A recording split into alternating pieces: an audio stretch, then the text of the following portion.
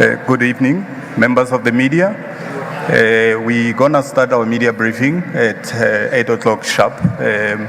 If you could come closer, please. Thank you.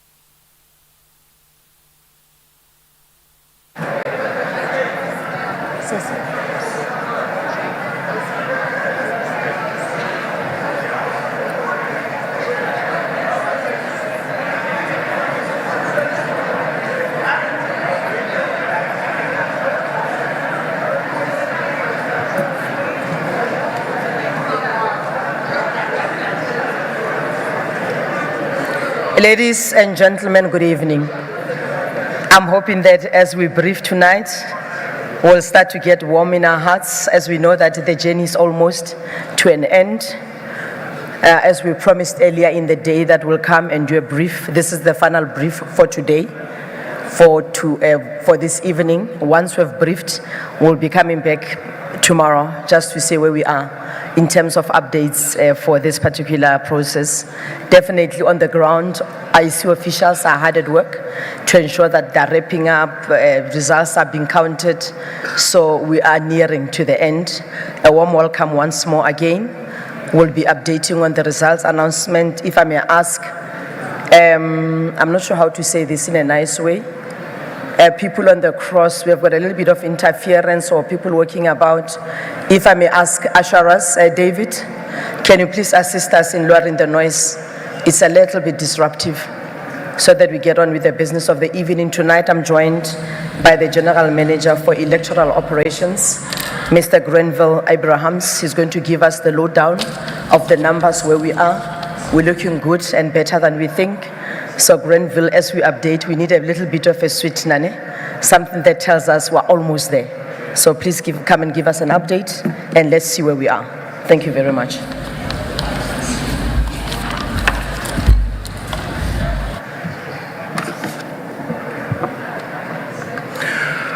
Thank you.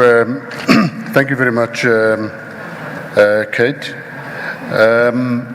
Members of the media, you've been staring at the boards whole day and seen how they have gradually trickled. And tonight we've seen somewhat of a burst, and we hope that that continues. On the leaderboard, the results that have made available constitute about 34.5%, as you can see. But I want to announce to you to say where we are now, currently, at 8 p.m., we have 55.65% of the results captured and in the system. Now, the reason why we do not see all of them on the board is because of the fact that our focus is accuracy, and as earlier explained, to achieve accuracy, we have various processes. The first one being the capturing of the result slip as received after being checked, the scanning of the same result slip as an image matched to that capture, and then the auditing thereof. And those processes, with the lags in between it, give rise to the fact that we have 34.5% of the results reflected on the board, but in the system at various stages, we do have 55.65. Now, I think the focus for us, and you would probably, if you did not understand elections, have now received a short course on elections, going through these processes. Starting out, there was the readiness and the preparation, which we kept you informed about. There was special votes for 2 days, and then there was voting day that we all labored through. The total election, all of that activity, including your campaigning and your votes that you've garnered, it's now been reduced to results, and in the form of a result slip, which is going through this capturing process.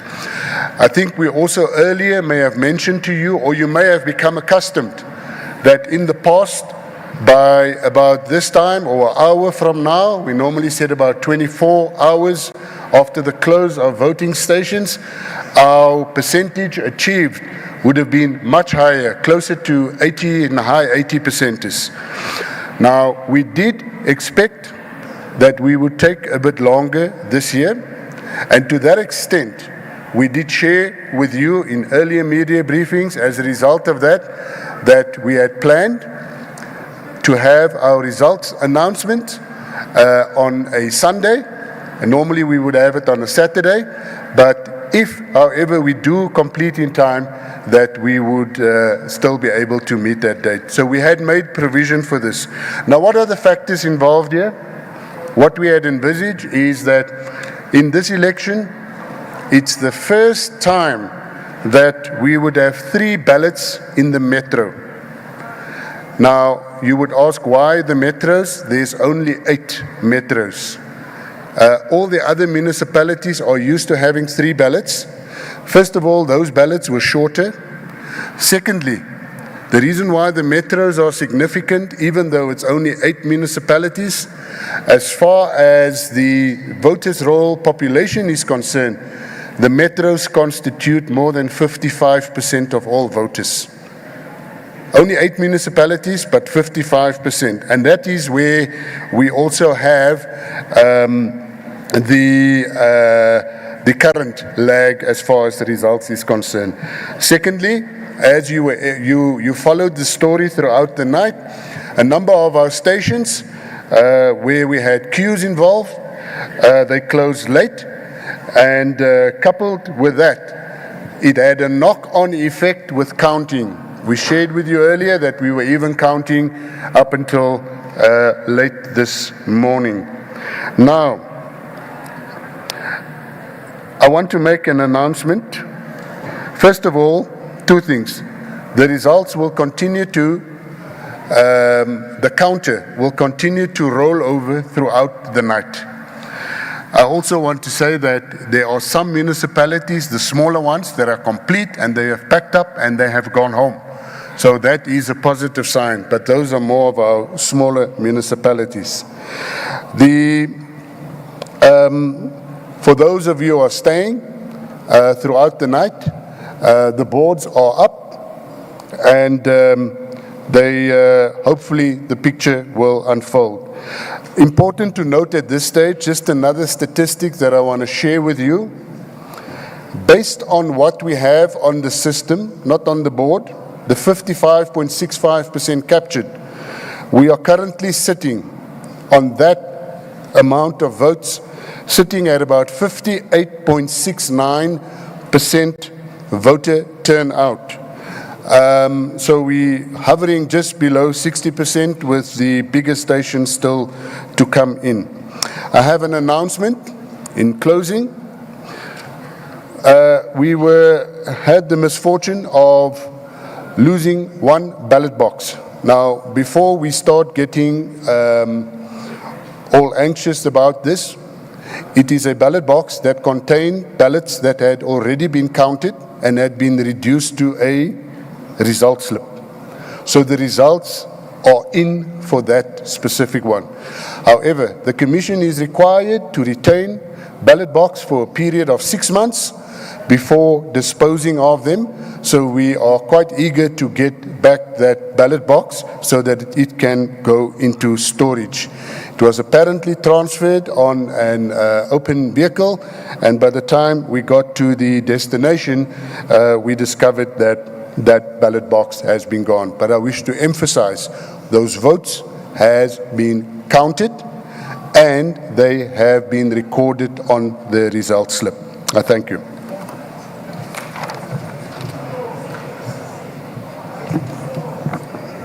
Thank you very much, Grenville. Thank you for the update. Indeed, the 55% is a beautiful sweetener.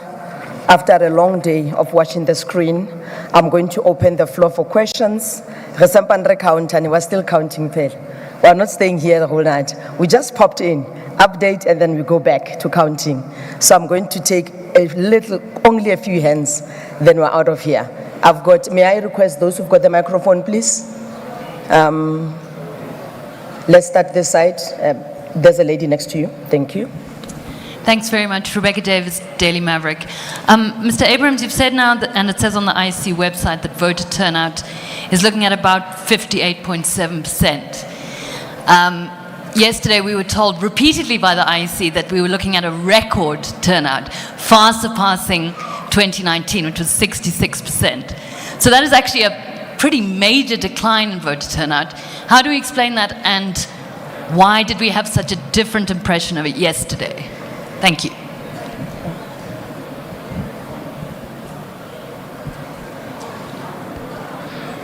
Second and third line. Second and third line. Yeah. Thank you. I'm Hawalo Magolego from UFM.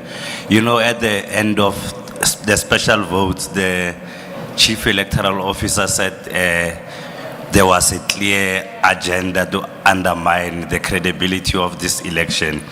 And having said that, after that, there have been so many errors on your side, including this one of losing a box. Does the Commission still want to stand by that allegation that there's a clear agenda? And if so, how do you qualify it? Because it's a serious allegation, particularly considering that you have recorded so many mishaps on your side. And I'm not saying that they were not credible, but those instances took place, including people being turned back under questionable circumstances. Thank you. Hello, my name is Paul. I just want to find out if you guys are in a position to give us the breakdown or the completed counting on provincial, like the provinces, like we did with national. Is it Say possible? that again, please confirm. Let me hear. Okay. Please repeat the question. Okay. Are you in a position to give us the completed percentages on provinces? Thank you. Okay.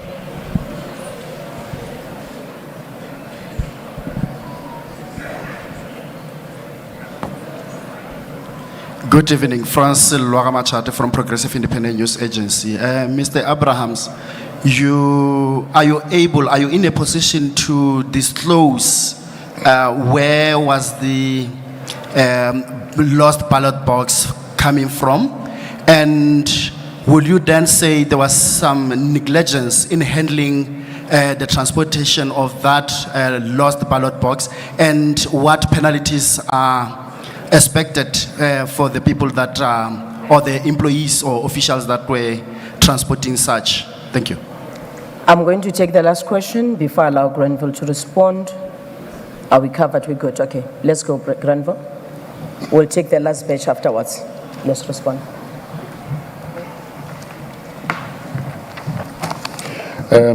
Let's start with the last question first. Yes, indeed, and my sincere apologies.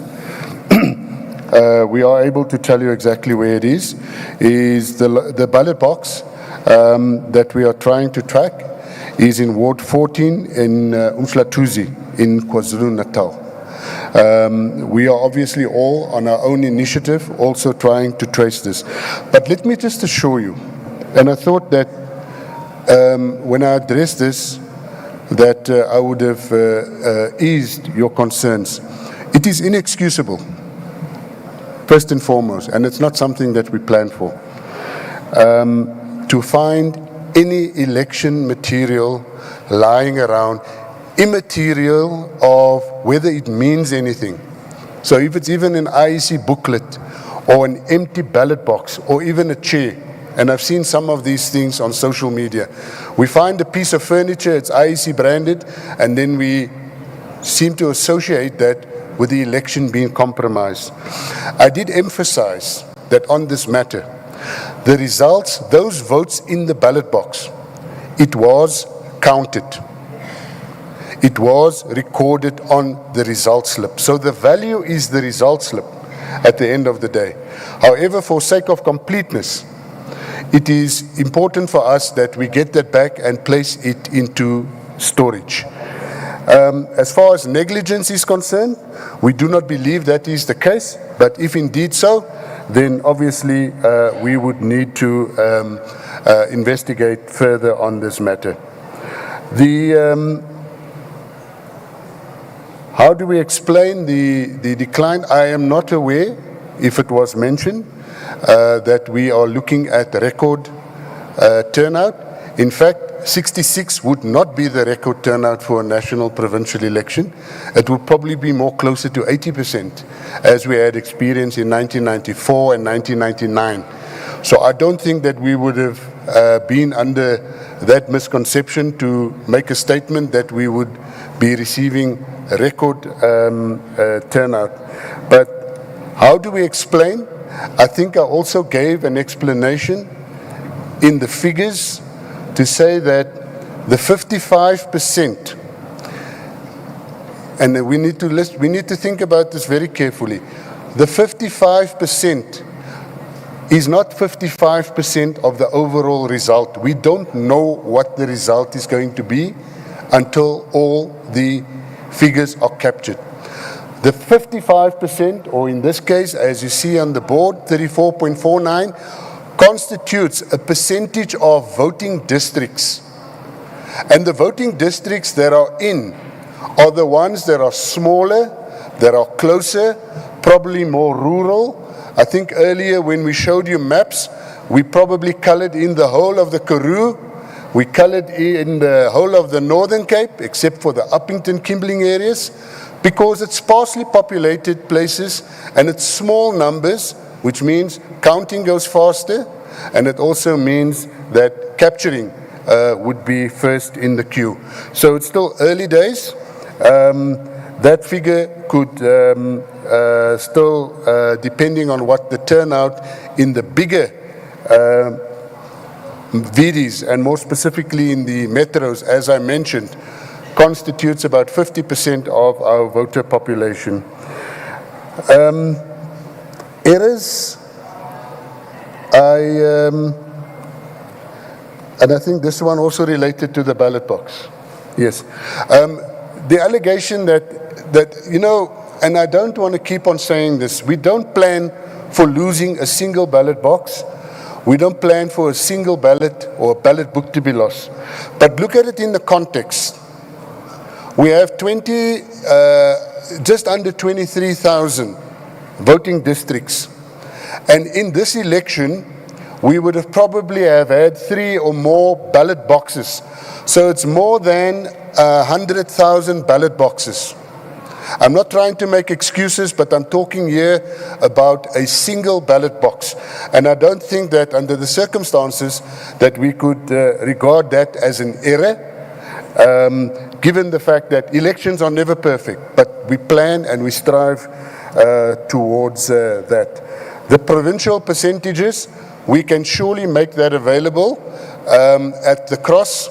someone can assist you and we can provide you the voter turnout as well as the capture percentage for each and every province. I thank you.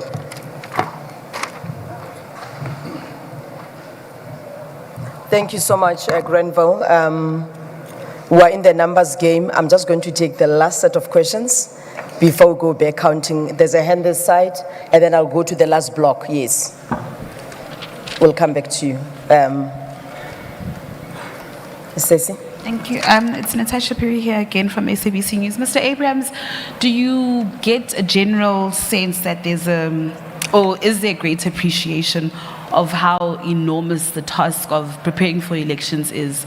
I mean, this time around, you guys printed 90 million ballots. You've had 3 ballots at the voting stations, more voter education. Yeah. So do you get that sense from the public and political parties? Thank you. Yeah. Thank you very much. Good evening. My name is Ngosikona Malinga-Mnisi from Power FM. I just wanted to know, are you presently still dealing with any disputes where the process is concerned at some voting stations and also the results? Ngosikakul. Thank you. Aviwem Dila from ENCA. Mine is just about the people that turned away. Of course, some of them stayed in the queues up until the early hours of the morning. Are you not worried about those that couldn't stay in the queues and turned and went home and then didn't practice their democratic right to vote? Can I take the last question from here? Thank you. Oh, okay. Granville, I'm going to take, I think I'm covered. We'll get your question. I've noted it. Yeah. Okay. Why this mic matter you control? All right. I've got one question from this side. I've got 2 last questions from this side. Then we'll be covered. Okay. Thank you. I was Kate. I'm sorry, I got the mic before you I thought handed so. over to me. I My thought name so. is Sam Kokeli. Could I please ask from the IEC if there is anything in this election that has gone wrong in how the IEC sees it? And if there is any area of managing this election where something has gone wrong, where the IEC takes responsibility? Let me put then one thing to you for right of reply, please, with regards to budgeting. The National Treasury has released a statement. It states that it's not true that the IEC's budgets were cut in context of this election. In fact, the IEC got money, 250 million rands, where its budget cuts were reversed at the beginning of the year. It also got to keep a whole lot of money, 1.5 billion rands, and furthermore, 350 million rands was made available to the IEC. In conversation, it was put to the IEC if the question was asked if the IEC needed money for this election, and the IEC did not make any specific requests for further funding for this election. Could the IEC deal with that, please? Okay. I've got 2 hands from this side, and then we're done. Yeah. Salailo Makwidi here from Salam Media. My question also touches a bit on funding. On the ground, did you feel the impact of the budget cuts that the IEC has had to endure in this year's election? Pitso Malamane, Kaya News. In ensuring that there's no anxiety, are we in the position as the IEC to give assurance to South Africans when are we going to end or stop counting? When is counting coming to complete? Thank you. Okay. I'm taking the last round and then I'll be closing. Thank you. Isak du Plessis, in this spot, in connection with the question earlier asked regarding people that had to turn around from the voting stations, people that were registered and had the confirmation that they were registered, coming at the voting station, nothing is there. Everybody tells them they can't help them up to senior level. Can you please react to that? Okay, we'll do that. Thank you very much, Grenville.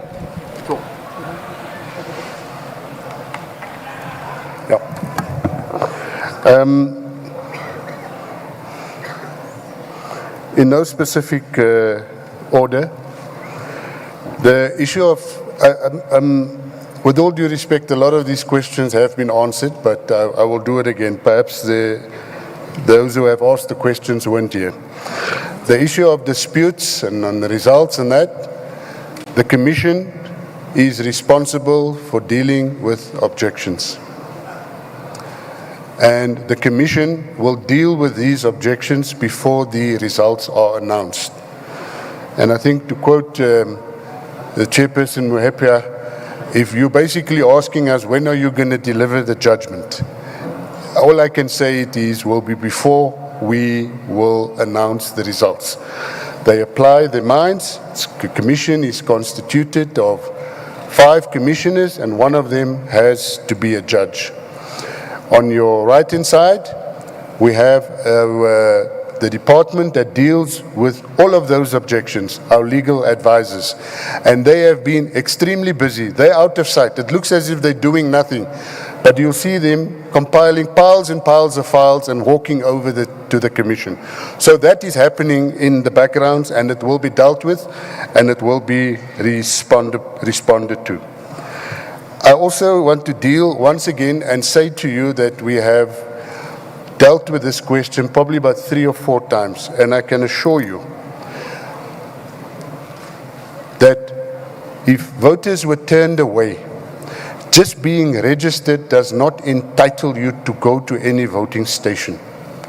The legislation has been amended, and it is now in line with municipal elections, and you can only vote where you are registered.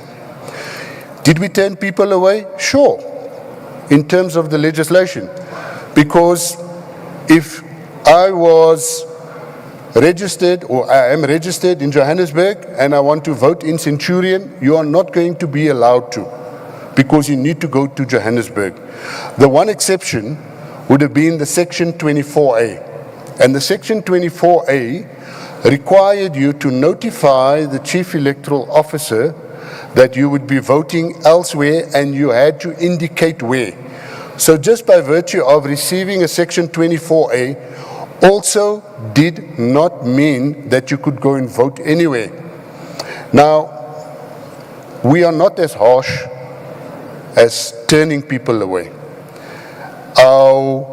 We are equipped to redirect you, to tell you where it is that you should go and vote. Now, the reason why the stipulation is register, or at least vote where you are registered, is so that we can plan for each and every voter. If we have voters that arrive unannounced, then we're not going to have enough people, we're not going to have enough ballot papers, etc. So it's a logistical arrangement. I am yet to find a situation, or if I have been provided with proof or an ID number, and that the person was at a specific voting station where he's registered and he has been turned away. Does the IEC take responsibility for everything or anything that has gone wrong? Yes, of course. We do not shy away from responsibility. And after this election, we will, as we normally do, we will go and debrief, we will reflect, we will also go with political parties and all stakeholders, and we will improve where required. The issue of budget, suffice to say that as all other state-funded institutions, we work within the MTF, and we have to work with what we are given. With the budget that we have received, we were able to have for this election 2 registration weekends, as we always do. We were able to have the activities around election day, special votes, and 2 days for special votes, and voting day, voting abroad, as well as our voter education program, and seeing to it that each and every voting station is equipped with the materials, and of course also the staffing. We were also able to introduce, because of the fact that we want accuracy in counting, as we've mentioned, 3 additional staff members per voting station.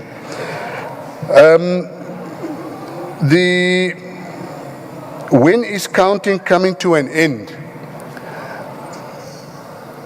I think that without going into the details, we are required to announce the result within 7 days. And whether or not counting is done, there is no time frame for when counting should be done. We will finish counting if it's not done when we finish. But the one thing that we will be held accountable to is that we need to announce the results within 7 days of the election. And when we count in the presence of party agents. Just lastly, the question that Natasha asked,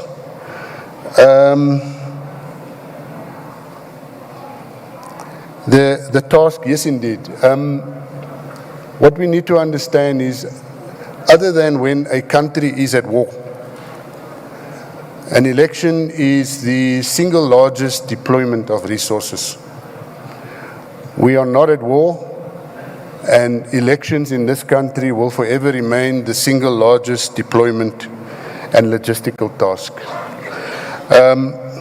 Do we feel that we are appreciated for this task? We feel that this is our responsibility to the nation, and we don't do it to receive appreciation and acknowledgement for what we do.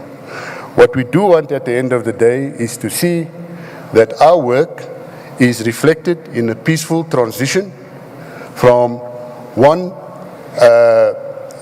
regime or parliament to the next, and that it also unites us as a country successfully in past elections, and we hope it does the same, that there's an initial boost once we have a free and fair election, irrespective of who the winners or losers are, whether it's economic, whether it's in other ways, whether we get more focus from the rest of the world.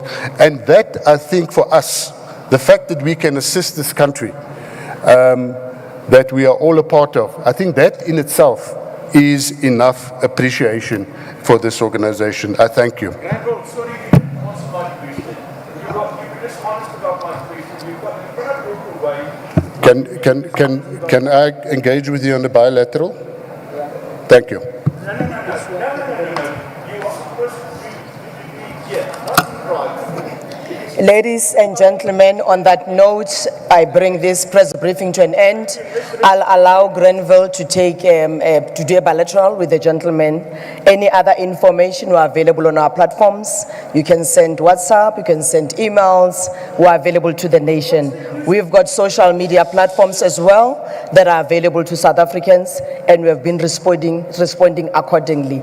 We'll see you tomorrow. Let's watch the screen. That's where the results are coming. Thank you very much and good night.